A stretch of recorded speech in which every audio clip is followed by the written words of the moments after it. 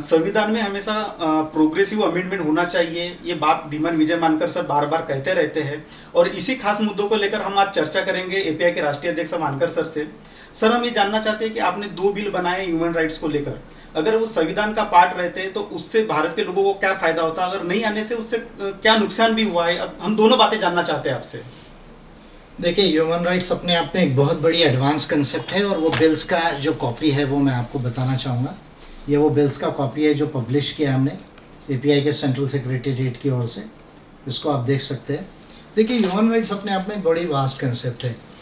इसको हमें समझने की ज़रूरत है कि देखिए, मैग्ना कार्टा जो 1215 जो है वहाँ से लेके जो राइट्स की संकल्पना की जो शुरुआत हुई, तो वहाँ से नेचुरल राइट्स से लेके फंडामेंटल राइट्स और फंडामेंटल राइट्स से लेकर तो ह्यूमन राइट्स तक ऐसा ये इवोल्यूशन ऑफ राइट्स है, जिसको हम नेचुरल राइट्स बोलते हैं, पॉजिटिव राइट्स बोलते हैं। Natural rights, birth rights, positive rights जो लॉ से लाए जाते हैं, और उसके बाद में फंडामेंटल राइट्स जिसको हर कॉन्स्टिट्यूशन ने माना डेमोक्रेसीज में, कॉन्स्टिट्यूशनल डेमोक्रेसीज में, और उसके बाद में जो है वो ह्यूमन राइट्स की संकल्पना है।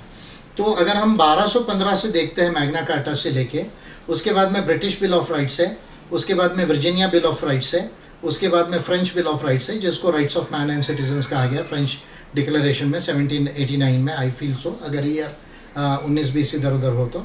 और उसके बाद में जो है वो रशियन रेवोल्यूशन की वजह से इकोनॉमिक राइट्स की कंसेप्ट आई।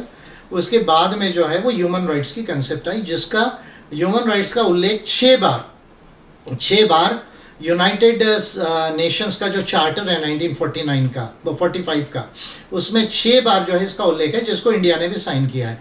जो पहली जो 52 कंट्रीज़ है उसमें इंडिया ने उसको साइन किया, और मिस्टर मुदलियार जो है वो इंडिया की तरफ से जो है 2 लोगों का रिप्रेजेंटेटिव वहाँ गए थे इंडिया की तरफ से, और उन्होंने उनको साइन किया है। और उसके बाद में मिस्टर मुदलियार जो है वो कॉन्स्टिट्यूएंट असेंबली के मेंबर भी थे, ये बात मैं आपको बताना चाहता हूँ। फिर 10 दिसंबर 1948 को universal declaration of human rights आया। हमारे कॉन्स्टिट्यूशन बनने तक का मैं बता रहा हूँ आपको। हमारा कॉन्स्टिट्यूशन फाइनलाइज हुआ 26 नवंबर 1949 को। यानी ये दोनों जो डॉक्यूमेंट्स है, यूएन चार्टर जिसमें 6 बार जो है ह्यूमन राइट्स का उल्लेख है, और दूसरा जो है universal declaration of human rights 10 दिसंबर 1948। और उसके बाद में फिर international bill of human rights जिसको कहते हैं, जिसको international covenant of civil and political rights है, international covenant of economic, social and cultural rights है। इसको यूडीएचआर के साथ मिलाकर international bill of human rights बोले जाते हैं। और ऐसे 60 कोवेनेंट्स एंड कन्वेंशन है जो काफ़ी इंपॉर्टेंट है। ये बात को हमें समझने की ज़रूरत है। अब हमारे कॉन्स्टिट्यूशन में ह्यूमन राइट्स वर्ड का उल्लेख भी नहीं है, जिक्र भी नहीं है। फंडामेंटल राइट्स है, बट वो फर्स्ट जनरेशन के सिविल एंड पॉलिटिकल राइट्स है, और इसलिए जब भी इंटरप्रिटेशन की बात होती है तो राइट टू लाइफ में ये इंटरप्रिटेशन किया जाता है। जैसे आप देखिए हमारे कॉन्स्टिट्यूशन में प्रिवेसी, राइट टू प्रिवेसी, ये राइट टू प्रिवेसी का जिक्र नहीं है। फिर सुप्रीम कोर्ट ने अभी कहा जब केस गई कि नहीं, right to privacy is a fundamental right. Even अभी जो इकोनॉमिक बेसिस पे जो रिजर्वेशन है इसमें भी ह्यूमन राइट्स का जिक्र किया गया है, ये मैं आपको बताना चाहता हूँ। यानी जो इंडिया ने रेटिफाई किया, ये हमारा एक ऑब्लिगेशन है इकोनॉमिक वीकनेस को रिमूव करना, इकोनॉमिक डिस्पैरिटी को, ये भी सुप्रीम कोर्ट ने रीजनिंग दिया है इस ऑर्डर में। तो मेरे जो बिल्स है वो तमाम देशवासियों के लिए, जो भी इंडिया के लोग हैं, वो तमाम लोगों के ह्यूमन राइट्स गारंटीड होना चाहिए।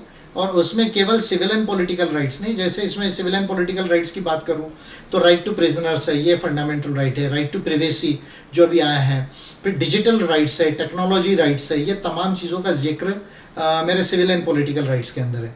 दूसरा जो सोशल एंड इकोनॉमिकल राइट्स है, तो जैसे राइट टू वर्क है, फिर राइट टू सोशल सिक्योरिटी है, राइट टू सोशल प्रोटेक्शन है। जैसे मान लीजिए आपको मिनिमम वेजेस का जो है उसमें फेयर वेजेस का अधिकार है, लिविंग वेजेस का अधिकार है।